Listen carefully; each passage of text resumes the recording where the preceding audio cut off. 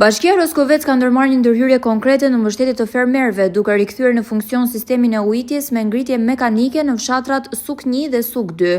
Ky investim synon të garantojë furnizim të qëndrueshëm me ujë për tokat bujqësore të fshatrave në njësinë administrative Strum.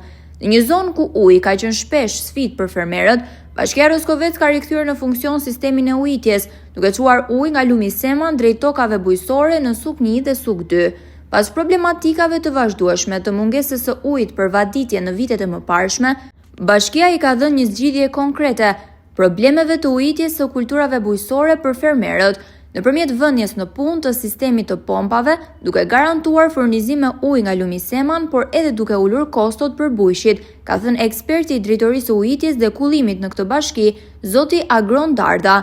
Sipas tij, rivënia në punë e pompave që marrin ujë nga lumi Seman ka bërë të mundur furnizimin e kanaleve kryesore dhe dytësore vaditëse.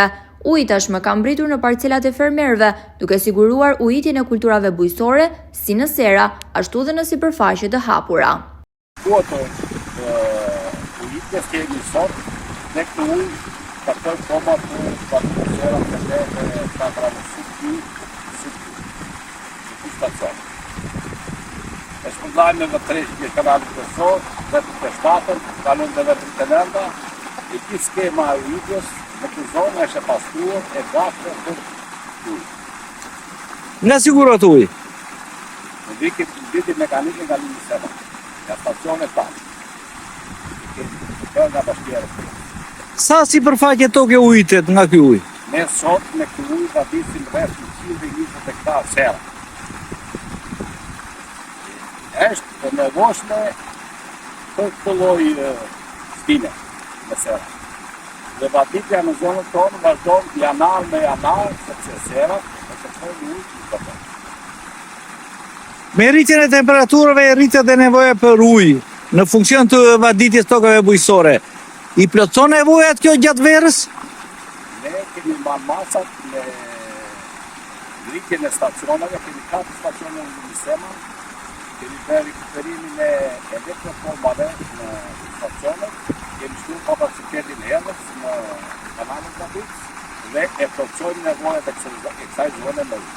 Bashkia Roskovec ka ndërtuar një sistem fotovoltaik për të siguruar energjinë elektrike të nevojshme për funksionimin e pompave të ujitjes në bregun e lumit Seman, të fshatit Suk 1, është shprehur inxhinieri Arben Duka.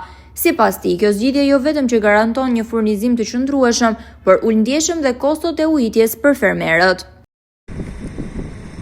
Për të ulur sa më shumë konsumimin e energjisë, ne Bashkia Roskovec ka bërë edhe një stacion me panele fotovoltaike dhe kurse e shpenzimit të pompa është shumë herë më ulë sa ka qenë vitin më parë.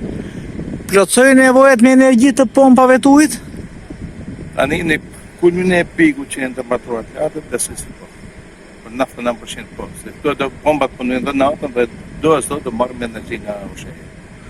Do të kanë burim në dy anë. Do të shkojnë sipërfaqet me panele voltaike fotovoltaike? Ka që kemi.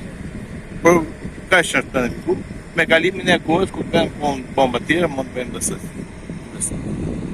Me këtë investim, Bashkia Roskovec jo vetëm që përmirëson infrastrukturën vaditëse, por dhe lehtëson barrën ekonomike të fermerëve, duke i dhënë një shtys të re zhvillimit të bujqësisë në zonë. Sipas ekspertit të bujqësisë pranë Bashkisë Roskovec, zoti Darda, kjo ndërhyrje është thelbësore në këtë periudhë të sezonit, ku nevoja për ujë sipas tij është jetike për prodhimin bujqësor dhe rendimentin e kulturave. Rikthimi i sistemit të vaditjes në Suk 1 dhe në Suk 2 nuk është thjesht një investim, por një lehtësim real për fermerët, që sot kanë më shumë siguri për prodhimin me pak kosto për të përballuar, ka theksuar për televizionin Apollon eksperti i bujqësisë zoti Agron Darda.